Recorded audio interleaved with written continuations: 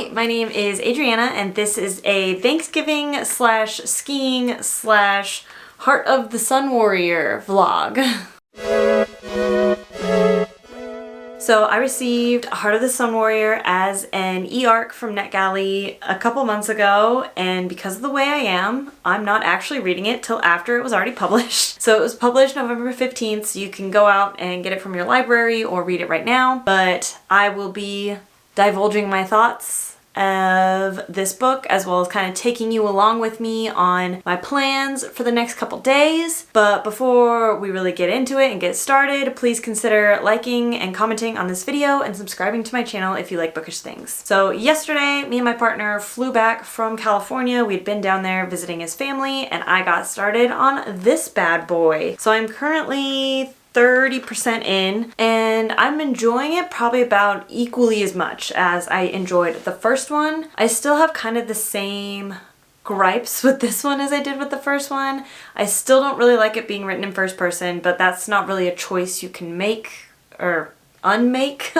Once you have the first one written, I feel like it'd be weird to switch perspectives, and it's paced a little fast, I think, for my taste, as far as being a kind of quest novel. I feel like it's go, go, go, go, go all the time, and we really don't get any chance to kind of breathe and sit with the characters and their emotions. So I think the combination of first person and the pacing really makes it feel young, like it feels like a young adult novel, even though I believe it's being marketed as an adult novel. But it really is like, if new adult existed as a category, or if like upper young adult existed as a category, I think this was definitely slot into that very, very well. Like I said, besides that, I am enjoying it. It reads very quickly with the pacing the way it is. As it stands right now, the plot does feel a little all over the place, and I'm interested to see how everything's gonna all come together. So I think right now I'm kind of sitting at just like a solid 3-star. Like, we're at an average, we're good. So I got to the end of this vlog and realized I never did a synopsis for the first book or for this book, so we're just gonna do that right now and then insert it. So the first book, Daughter of the Moon Goddess, builds upon a myth from Chinese mythology about the moon goddess. So I am not super familiar with the myth, but from kind of what I've heard, it's Daughter of the Moon Goddess is not like a direct retelling. It's kind of like an epilogue, or like a what happened after the moon goddess became the moon goddess. So obviously in the first book we focus on her daughter. So the moon goddess has been exiled to the moon. She has this daughter that no one in the Celestial Kingdom is supposed to know about, because she's not supposed to have a daughter up there. As the daughter, Xingying's magic starts getting to be more powerful, it's becoming a lot more obvious that she's going to be noticed. So Xingying and the handmaiden of her mom, the moon goddess, tried to escape to the southern seas, but along the way, stuff happens. She ends up in the Celestial Kingdom. She has to keep her identity a secret, and through some shenanigans ends up becoming the companion of the Prince of the Celestial Kingdom. So obviously that's a whole thing. Some other stuff happens. She works her way through the military, and some other stuff happens, and then that conflict in the first book is resolved, but she becomes really weakened by the experience. So that's kind of where we end off with the first book. This one picks up after that. She has been spending time on the moon, regenerating with her mother, just kind of recuperating, and then they get a mysterious visitor on the moon. Turns out this mysterious visitor is not great. Obviously, mysterious visitors, never a good sign. So that kind of initially spurs the plot along, and throughout it we have her feelings of this love triangle that developed in the first book that was never really resolved, and that's kind of, the whole book is kind of a lot. It's everywhere, there's a lot of stuff going on, but that's kind of the base premise, is they gotta solve the threat to the Celestial Kingdom. So it's kind of more of the same from the first book, and since this is going to be at the beginning of the vlog, I'm going to keep my feelings out of it. So, here's the rest of the vlog. Switching gears a little bit to my plans for this weekend. Today is Thanksgiving, so me and my partner are going to be heading over to Spokane and spending some time with my family, and then we are heading up to my partner's dad's cabin, and we're going to hang out there for a couple days and go skiing for like hopefully Friday and Saturday, depending on how dead I feel after Friday. So our favorite ski resort opened 2 weeks ago, but because of some of the plans I've already had, I've not been able to go skiing yet, but I'm so excited to go, and I'm so excited to bring you all along with me. It's hopefully going to be beautiful and fun and good snow and good reading and good times.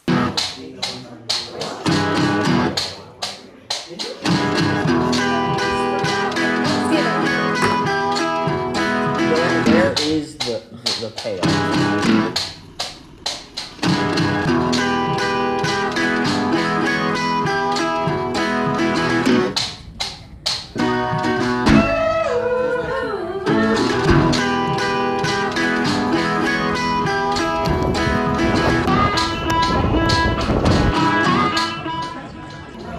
We're one run in. I'm already taking a break. My legs are already dead. Hopefully this beer saves my life.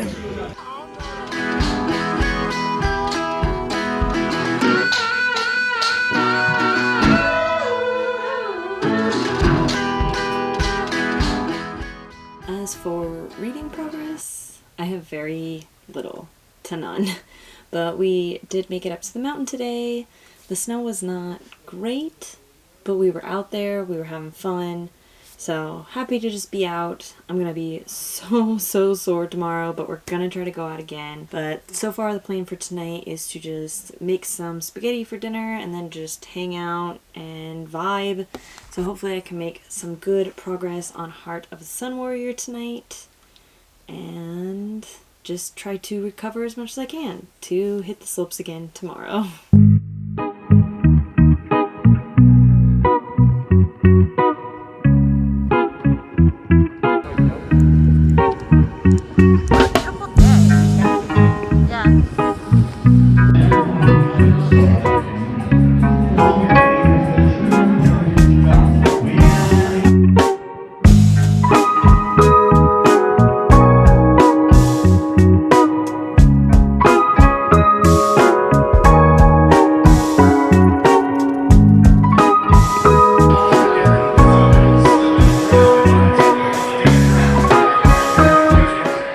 Oh hey, I'm back.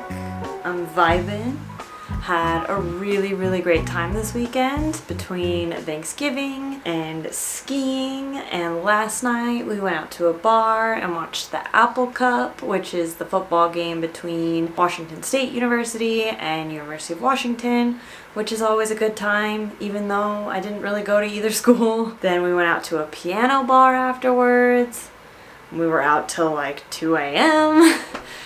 But regardless, today, between some of the reading I was able to do yesterday and today, I am at 58% of Heart of the Sun Warrior, and it's definitely like picking up now. I'm feeling like we're really in a solid plot, so I'm excited to see where it goes from here. The rest of this week is just a normal work week, which is gonna be a whole thing jumping into it after being off for a week, but you know, you gotta work apparently to be able to live. But I have high hopes for the rest of this book. I'm going to continue to read tonight and see how much further I can get. Maybe I'll check in again, maybe not. You might not see me till like tomorrow or the day after. We'll have to see. Hey, so I'm at the gym right now. The plan is to do some reading on the stair stepper. Okay, I was planning on doing a little update in the locker room, but somebody walked in and I got nervous, so I'm just gonna do it in voiceover here. Basically, the love triangle is starting to heat up, I guess you could say, and I'm just not into this love triangle. It just doesn't really make sense to me. I'm really hoping that the rest of the book doesn't focus in on it too hard, but I'm kind of worried that it's going to. Other than that, the pacing is still kind of throwing me off. There's a lot happening at once, but like I said, there does seem to be a little bit better of a through line now. We do seem to have like a set plot, so I have not high hopes, but like medium hopes that this will turn out to be maybe not a 4 even, but like a high 3. So between the reading I did on the Stair Stepper yesterday and the reading I did last night, I'm at about 85% of the way through, and it's really not getting any better. I know yesterday I was saying I have hopes for like a high 3, unless this last 15% really just brings it. I think we're probably going to be at a regular solid 3, because like, I'm entertained, like, I'm enjoying myself while I'm reading it, but I just don't really care about anything that's going on, about anything happening to the characters. Like, everything is just so fast-paced. Like, there's just so much happening, and a conflict arises, and it is, like, solved, like, immediately. Like, it's just like, problem comes, we solve it. Problem comes, we solve it. Problem comes, we solve it. And it's just one after another, after another, after another. I think I have less than an hour left, according to my Kobo. Yeah, it says I have 56 minutes left. So today is the 29th. So try to read, I guess, like a half hour or so. Finish it up tomorrow, which will be perfect timing, because then it'll be done by the end of the month and I can step into December fresh. Well, I did it. I finished Heart of the Sun Warrior last night, and it's a 3-star. It's a 3-star read for me. For all of the reasons I've already talked about many, many times. The pacing leading to a lack of compassion and caring for the characters, especially when so much of this book is reliant upon a love triangle and I don't care about any of the 3 characters involved in said love triangle. It's just not my bag. Just not for me. Didn't really like the way it ended. I thought it was kind of... I'm having a hard time explaining this ending because, like, I kind of understand why the author chose to have it end this way, considering all these characters are immortal. Like, the stakes are different for an ending when your ending isn't gonna end. Like, these characters are immortal. So, like, obviously that's gonna change the way they feel about things, but this just wasn't a book for me. It's just not for me. Like I said, I was entertained, enjoying the ride, going along with it, but as far as like feeling feelings, I'm gonna forget this book the second I start another one. So yeah, that's all my thoughts and feelings about this book. Please comment down below and let me know what you thought, or if you've only read the first one, if you think you're gonna read the second one or not. My suggestion would be, if you really, really enjoyed the first one, like it was a 5-star read for you, sure, go ahead, do the next one, but if you were kind of somewhat iffy on the first one, you can probably skip this one. So that's my thoughts and feelings. Please let me know yours. Thanks so much for watching, and I will catch you on the next video.